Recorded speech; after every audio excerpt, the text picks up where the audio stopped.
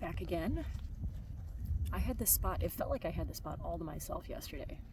Still on the youth gun hunt weekend and paddling back into that small piece of public. Oh, man, I got to see a monster yesterday. I hope I get to see him again at some point. That'd be wild. Hopefully he'll be a little more awake in the stand this time and he doesn't get the drop on me. I get the drop on him instead. But the wind's not as bad today. There's a breeze, but it's not gusty like yesterday, so we'll see how this goes.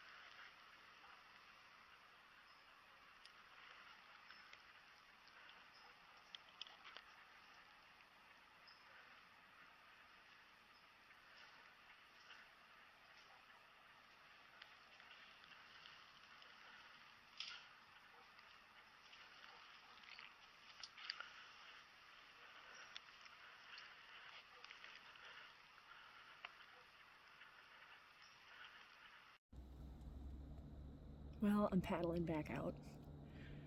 It was really cool to have another buck come in. Now, I am not a trophy hunter by any means.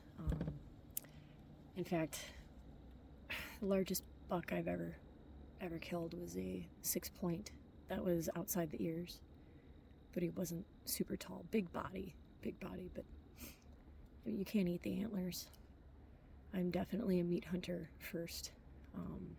But I kind of told myself this year what I'm going to do is I'm only going to, and actually did this last year too, the only buck I'm going to shoot is going to have antlers outside the ears, at the ears or outside the ears. So hopefully I'm not regretting passing on that guy at the end of the season here. But I already have a doe in the freezer. My goal this season is 3 deer. Last year we had to buy very, very little beef. This year I'd like to eliminate us buying any beef, and I would also like to offset some of our dog food. So 3 deer is the goal, but I've only got 1 buck tag, and I have several doe tags, both for public land and private. So hopefully I don't regret that choice, but it was cool to practice drawing on him too. I learned that I'm going to have to draw even sooner than I did because he still heard me. He just wasn't as wise as the other older, larger deer was. And also, I really got to think about doing like some bow fishing because this river is crazy full of carp, and it would be fun to come out and try some bow fishing maybe from the kayak. I don't know if that's possible. I might have to get higher, but if you bow fish, I'd like to hear about it. Have a good night.